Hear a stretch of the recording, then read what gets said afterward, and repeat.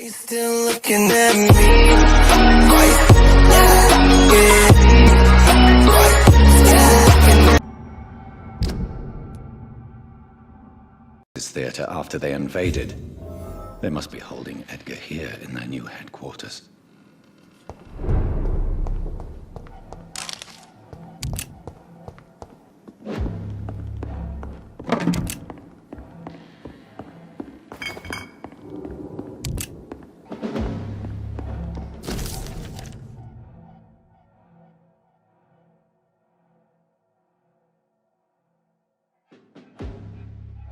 Doris Fletcher was about to become a disaster. I'm getting close to having all the evidence.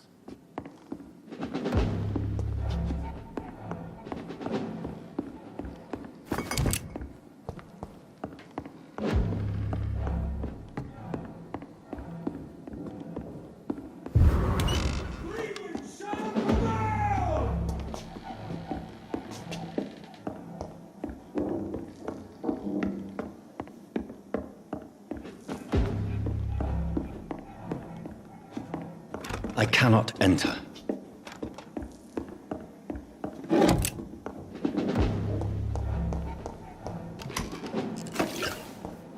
Turn around, sir.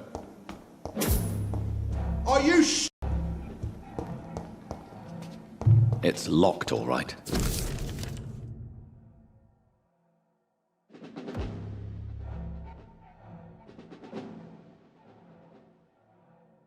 Blood of a pure heart, garlic, blood of a king.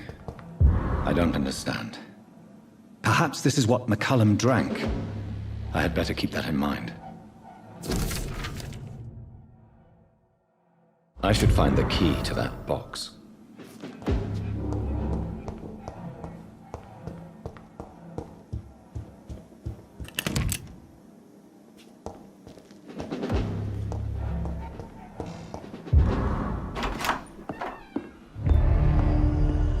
Edgar.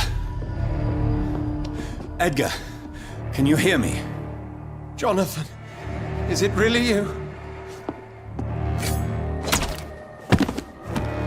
Easy. Easy. Save your strength. I'm getting you out of here.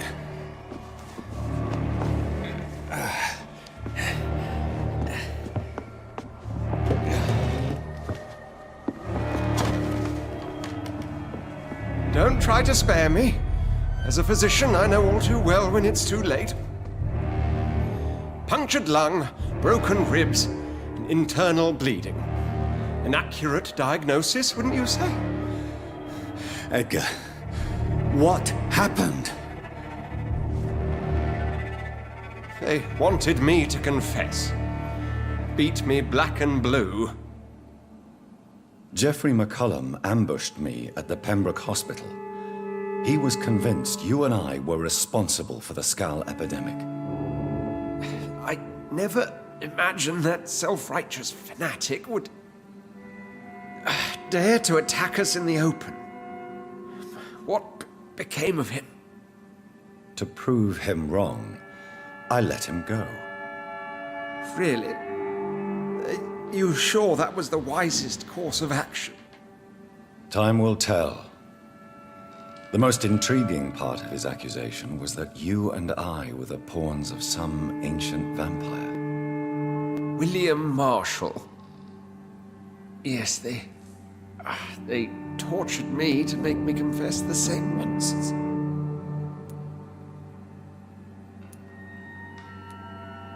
I think you're hiding something, Edgar. What do you mean? William Marshall, for example. You speak of him as if you know him. How is that? Jonathan, I cannot say I'm ready for another round of questions.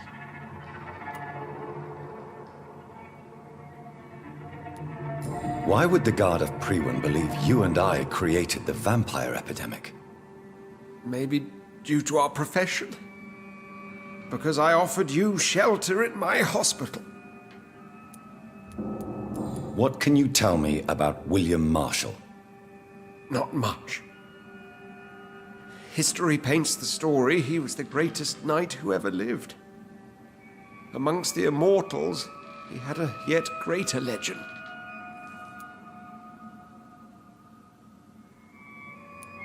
Why is the Guard of Priwen so obsessed with him? He was the only ancient vampire to escape the first great hunt launched by the Guard of Priwen in 1854. They believe he's an evil creature plotting his return. Why would he deserve such a reputation? I cannot say. The Brotherhood of St. Paul's Stole has next to no intelligence on him. All I know is that he's supposed to be the oldest of all the British vampires. While investigating the epidemic, I read some of McCullum's findings. I think you have some explaining to do. I have nothing to hide, Jonathan. Nothing at all. Do you know Doris Fletcher's real name? No, I'm afraid not. Her real name was Doris Jones. She was the daughter of Harriet Jones. What do you want me to say, Jonathan? Do you remember when we suspected Sean Hampton of killing Harriet Jones? Yes. The terrible episode that came as a shock to us all. Harriet Jones faked her own death. When I found her in the sewers, she confessed she wanted everybody to pay for what happened to her. That woman was extremely bitter, full of hatred and festering anger. Doris Fletcher visited her mother at the Pembroke Hospital. That's how she first got infected. I know nothing about that. Miss Fletcher once came to visit the sick. That is all I know. No, Edgar, there is more. Doris Fletcher was Harriet Jones's daughter. They exhibited the same symptoms: blind hate and strong physical mutation. What does this sad story have to do with us? Do you know where we are? Doris Fletcher's theater. This is where that hateful creature plotted to spread the epidemic across London. I only briefly met Miss Fletcher once when she visited the Pembroke Hospital. You say it was to see her mother. She seemed like such a sweet and graceful woman. My point exactly. The disease turned her into a bitter soul, driven by vengeance just like her mother. A symptom of all the infected patients. Certain diseases are known to produce similar effects. Rabies, for example. And rabies is not the devil at work. Come on, Edgar. Don't you see the pattern here? The epidemic, the link between Doris and Harriet, the suspicion of McCullum? How could I? I never saw Harriet Jones again after she fled the hospital. Doris and Harriet shared more than a hidden family bond. They were the embodiment of the epidemic and are linked to the Pembroke Hospital. Come on, Edgar, this is no coincidence. I swear I'm at a complete loss. All I did was administer vampire blood to cure old Harriet. There was no evil plan, no diabolical plot. You did what? I tested the regenerating and healing properties of vampire blood on Harriet Jones. My only intention was to find the cure for influenza, I swear. Whose blood did you use? William Marshall's? Mine? Lady Ashbury's. While transfusing her with human blood, humanely appeasing her hunger, I also kept samples of her blood for my research. You used her blood on Harriet Jones? My God, Edgar, that's unethical. You betrayed 2 of your patients at the same time. Right, I admit it. I boldly ventured into experimental realms, but I've killed no one to appease my thirst for knowledge, Jonathan. I'm no murderer. I never asked to become what I am, Edgar. You chose to conduct your rogue experiments. You have worked beside me. You saw what I'm doing at Pembroke Hospital.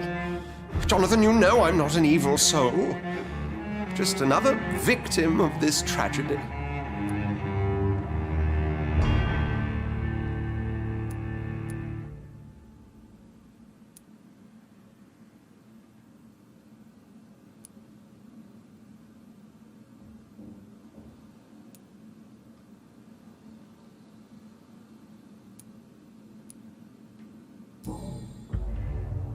No, Edgar, you are not going to die. Unless you want to. What do you mean? I can save you, Edgar. I can turn your broken body into one like mine. You truly would? After all I've done, after all that's been said, you would offer me this gift? I have no way of knowing which punishment would be worse, Edgar. But it is not for me to decide. So? Oh, please, Jonathan, please. I beg you. This is what I've always wanted.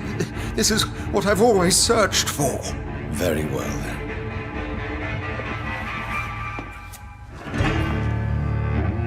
Prepare to die and be reborn. To face an eternity of guilt. I'm ready.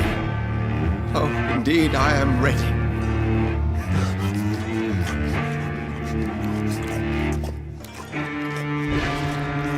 Enough!